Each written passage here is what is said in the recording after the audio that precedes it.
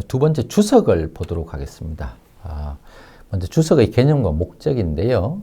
이 논문을 작성할 때 이 주석이라고 하는 본문에는 속하지 않습니다. 그래서 논지 전개와는 직접적인 관련이 없지만 논지를 효율적으로 전개시키거나 논의의 신뢰성을 얻기 위해서 본문과 별도로 삽입되는 추가적인 정보, 이것을 주석이라고 합니다.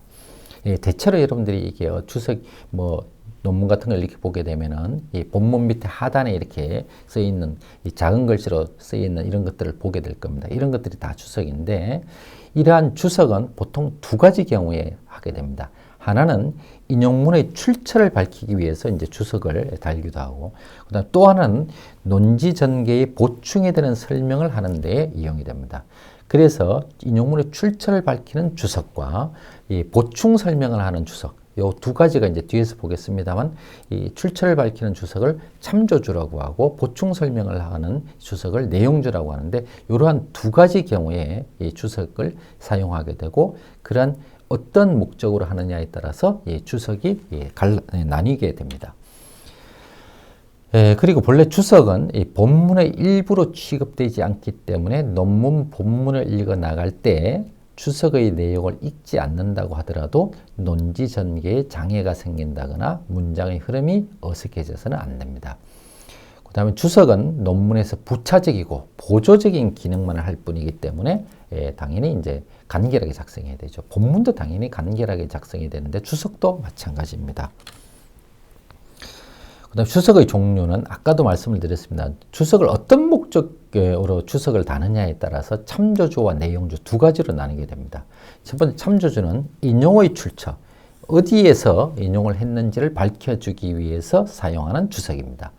그 다음에 내용주는 본문의 어느 일부분에 대해서 개념을 더욱 명백하게 하거나 한정시키거나, 그 다음에 독자의 편의를 위해서 보충 설명을 하기 위한 주석. 그러니까 표면적으로 보게 되면 참조주는 이 출처만 밝히는 거이기 때문에 서지상 한 줄로 끝납니다, 보통. 그런데 이제 내용주는 보충 설명을 하다 보니까 내용이 보통 길어지게 되죠. 그래서 표면적으로 보더라도 분량상으로도 이 참조주와 내용주가 구분이 됩니다. 이 주석의 위치에 따라서도 주석이 나뉘게 되는데, 위치에 따라서는 이 내각주하고 외각주하고 미주 또는 후주라고 하는 것, 이 세 가지로 나뉘게 됩니다. 이 내외라고 하는 것은 본문 안이냐 본문 바깥이냐 이것을 기준으로 합니다. 그러니까 내각주는 본문 안에 표시를 한다. 본문 안에 들어가는 주석을 내각주라고 합니다. 그러니까 출점 표시, 그 다음에 보충 설명을 본문의 해당 부분 뒤에 괄호로 하고 주석을 다는 건데, 사실 보충 설명을 하는 것이 이 내용주잖아요. 근데 이 내용주라고 하는 것은 보충 설명이기 때문에 좀 두 줄, 세 줄 이렇게 갈 수가 있어요. 그래서 내각주 방식을 쓰더라도 이 내용주를 이 본문 안에 집어넣는 이러한 방식이라고 하는 것은 일반적으로 쓰지를 않습니다. 이 개념상으로는 내각주라고 하는 것은 이 참조주나 내용주 모두를 본문 속에 집어넣는 것을 얘기를 합니다만은, 내각주 방식을 사용하더라도 이 내용주의 경우에는 내각주 방식을 사용하지 않는 것이 일반적이다. 이렇게 이해를 하시면 되겠습니다. 그 다음에 외각주는 본문 바깥에, 그러니까 본문 아랫부분에 집어넣는 방식입니다. 그러니까 각주 번호 달린 본문 밑에다가 일정한 순서로 주석을 다는 것인데, 현재 많이 쓰이고 있는 방식입니다. 그러니까 내각주 방식하고 외각주 방식을 이제 주로 많이 씁니다. 그 다음에 미주 또는 후주, 꼬리 부분에, 뒷부분에 이제 주석을 단다, 이런 뜻이죠. 그러니까 논문의 각 장이나 논문 전체의 뒤에 주석을 한꺼번에 이제 몰아서 다는 방식입니다. 그런데 이렇게 해놓게 되면은 이 각주 주석을 이렇게 보려고 하면은 이 책 뒤라든지 장 뒤로 이렇게 독자가 이렇게 가서 이제 그 뒤를 찾아가서 봐야 되는 것이죠. 그러니까 독자의 입장에서는 되게 번거롭고 불편한 점이 있어요. 그래서 이 현재의 경우에 이 미주나 후주 방식이라고 하는 것은 거의 쓰지 않는다. 그리고 이것은 독자한테 친절하지 않은 방식이기 때문에 이러한 방식은 가급적 쓰지 않는 것이 좋겠다. 이렇게 말씀을 드릴 수가 있겠습니다. 먼저 외각주 방식을 보겠습니다. 외각주는 본문 밑에 각주를 다는 방식입니다. 그래서 본문의 해당 부분 끝에 이제 이름 만약에 이렇게 이런 경우에 순서를 작성한다. 여기에 이제 각주를 달게 되면 여기에 이제 각주 번호를 달고 본문의 해당 번 밑에다가 이제 출전 표시나 그다음에 보충 설명을 집어넣는 방식이죠. 이런 외각주 방식은 학문 분야나 학술지 등에 따라서 특별히 요구되는 방식이 있기도 합니다. 그러니까 학술지 같은 경우에 보게 되면은 학술지 끝에 투고 요령이라고 하는 투고 형식이라고 하는 게 주어져 있습니다. 그래서 각주를 달 때는 어떻게 하고 출전 표시를 할 때는 어떤 방식으로 하고 이렇게 모든 학술지는 되어 있습니다. 근데 거기에 따라 조금씩 차이가 있을 수가 있는데 일단 그런 학술지에 그러한 투고 규정이라든지 이런 게 있으면 일단 그것을 1차적으로 따라줘야 됩니다. 그래서 거기에 보시면은 이 제공되는 정보의 내용이나 순서, 그 다음에 사용하는 부호 등이 이제 조금씩 차이가 있을 수가 있습니다. 근데 이렇게 특별히 요구되는 방식이 없을 경우에는 일반적인 외각주 작성 방법에 따르면 되는데 이러한 방식은 이 다음과 같습니다. 그래서 저서의 경우에는 제일 먼저 앞에 저자 이름이 나오고 그 다음에 저서의 이름이 나오고 그 다음에 출판지 어디에서 출판했느냐 장소입니다. 장소. 그 다음에 출판사가 그 다음에 나오는데 출판지하고 출판사 사이에는 일반적으로 봤을 때 이 콜론을 씁니다. 콜론을 그러니까 서울 콜론 그 다음에 무슨 출판사 이름 이렇게 나오는 것이 일반적인 방식입니다. 그 다음에 출판 연도가 나오고 마지막에 인용면이 나오게 됩니다. 몇 페이지에서 인용을 했느냐라는 거죠. 그 다음에 논문의 경우도 이와 비슷한데 제일 먼저 필자 이름이 나오고 그 다음에 논문 제목이 나오고 그 다음에 이 논문이 실린 게재지, 그다음 학술지면 학술지 이런 이름이 나오고 그 다음에 몇 권 몇 호인지가 나오고 그 다음에 이러한 학술지를 출간한 학회 이름이 나오고 그 다음에 출판 연도가 나오고 그 다음에 인용 면수가 나오는데 출간 학회는 일반적으로 이제 생략하는 경우가 많습니다. 출간 학회를 굳이 밝히지 않더라도 이 게재지 그냥 학회지 이름만으로도 충분히 알 수 있기 때문에 출간 학회를 밝히지 않는 경우가 오히려 일반적입니다. 그래서 예를 들게 되면은 이 저서의 경우입니다. 이기문이라고 하는 이제 저자가 있고 그 다음에 국어학 개설이라고 하는 책이 있는데 이것을 이제 이런 겸납표 속에 집어넣습니다. 책 이름의 경우에는 겸납표 속에 집어넣고 그 다음에 서울이라고 하는 출판지 장소가 나오고 그 다음에 콜론을 찍고 한 칸 띄고 그 다음에 민중서관이라고 하는 출판사 이름이 나옵니다. 이 콜론 다음에 약간 띄는 이유는 뭐냐면 여러분들 마침표 다음에 그 다음에 쓸 때 한 칸을 띄는 거나 마찬가지입니다. 이게 문장 보이기 때문에 그 다음에 한 칸을 띄게 되는 거죠. 그 다음에 1955년이라고 하는 출판 연도가 나오고 몇 페이지에서 인용을 했는지가 이제 P 다음에 369 이렇게 나오는데 이 P 대신에 P를 쓰지 않고 369 다음에 이쪽을 쓰기도 합니다. 그러니까 이 영문으로 할 때는 페이지의 약자인 P를 쓰고 우리말로 할 때는 369쪽 이렇게 쓰기도 합니다. 그 다음에 이기백이라고 하는 이제 사람이 필자가 되고 이 사람이 쓴 글, 논문의 이름이 제목이 뭐냐면 한국사의 보편성과 특수성인데 이것을 이렇게 큰 따옴표 속에 집어넣습니다. 그 다음에 이러한 논문이 이화사학연구라고 하는 학술지 이 학술지도 책이기 때문에 이와 같이 겸납표 속에 집어넣습니다. 그리고 이화사학연구 67합집이라고 하는 이제 이게 6권과 7권을 합해서 낸 그런 호에 해당하는 거죠. 그러니까 권호수가 나오고 그 다음에 이것이 나온 출판연도 1973이라는 게 나오고 그 다음에 여러 페이지, 한 페이지가 아닐 경우에는 PP를 쓰게 됩니다. P를 2개 쓰죠. 그 다음에 이 PP 대신에 이제 7부터 12쪽 다음에 이렇게 쓸 수도 있습니다. 이 뒤에. 그러니까 한 페이지인 경우에는 P 하나를 쓰고 2페이지 이상일 경우는 PP를 쓰게 됩니다. 그 다음에 이제 서양인의 경우인데 이 임마누엘 칸트라고 하는 게 있는데 이게 앞에 이제 이렇게 약자로 쓰는 것은 이게 이름입니다.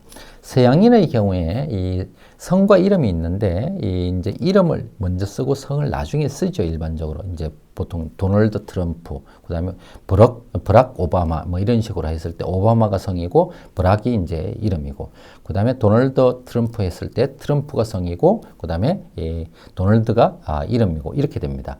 근데 이 표기를 할 때 성의 경우에는 다 쓰죠. 성을 약자로 쓰는 경우는 없습니다. 이름의 경우는 약자를 이렇게 쓰는데, 그래서 여러분 서양인의 경우에 이렇게 봤을 때 약자가 있다 그러면 약자가 이름이고, 약자가 아닌 것이 성이다. 이렇게 생각을 하시면 됩니다. 그래서 이 칸트라고 하는 임마누엘 칸트가 이 책 이름이 이렇게 나옵니다. Critique der Reinen Vernunft라고 이제 독일의 책이죠. 이 책이기 때문에 서양의 경우에는 이와 같이 이탈릭체로 쓰게 됩니다. 그 다음에 이 출판지가 나오게 됩니다.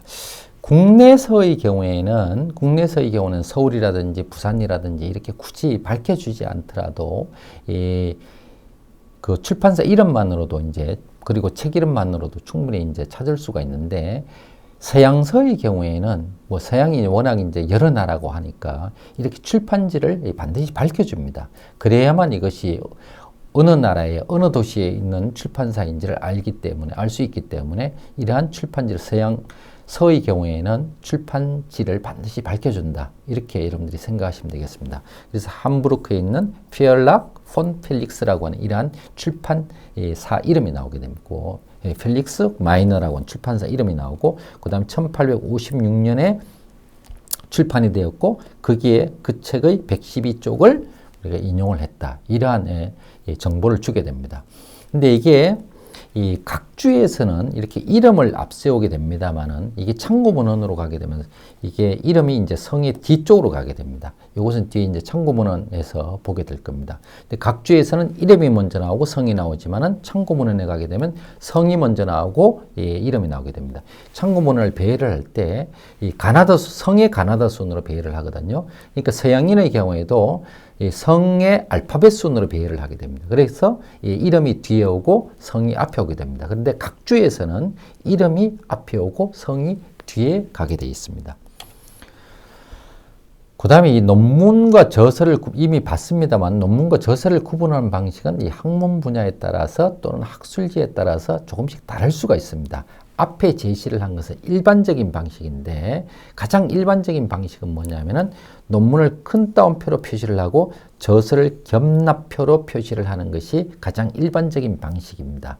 근데 어쨌든 논문과 저서를 구별해 줘야 되는데, 구별해 주는 방식이 요 외에도 이 논문에 대해서는 혼납표, 그 다음에 저서에 대해서는 겸납표, 그 다음에 논문에 대해서는 작은 따옴표, 그 다음에 책의 경우에는 큰 따옴표, 이렇게 써서 구분을 하기도 하고, 그 다음에 논문에만 큰 따옴표를 쓰고 책에는 아무런 표시를 하지 않는 방식을 쓰기도 합니다.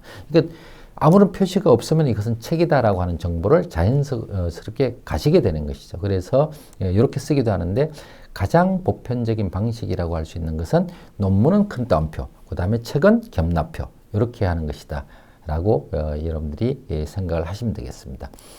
그 다음에 서양서의 경우에는 서명을 이탈릭체로 써서 반드시 이탈릭체로 씁니다. 그래서 이 논문과 구별해 줍니다. 그러니까 서양서의 경우에는 이탈릭체로 하고, 논문의 경우에는 큰 따옴표 속에 집어넣고, 이렇게 두 가지 방식으로 나눠줍니다. 그 다음에 서양 책의 경우에는 출판사 앞에 출판사의 소재지를 표시하는 것이 일반적입니다.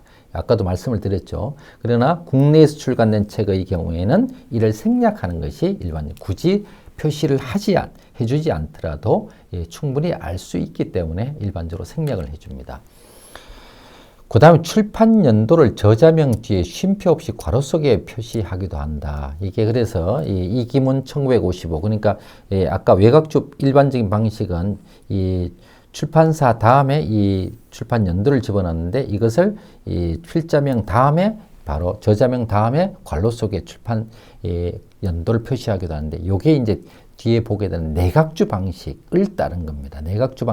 보통 내각주 방식이 이런 건데, 이렇게 외곽주 방식에서도 이렇게 쓰기도 합니다. 쓰기도 하는데, 이게 좀 더 간편한 점이 있어서 이렇게 쓰기도 하는데, 일반적인 외곽주 방식은 출판 연도를 인용면 바로 앞에 쓰는 방식입니다.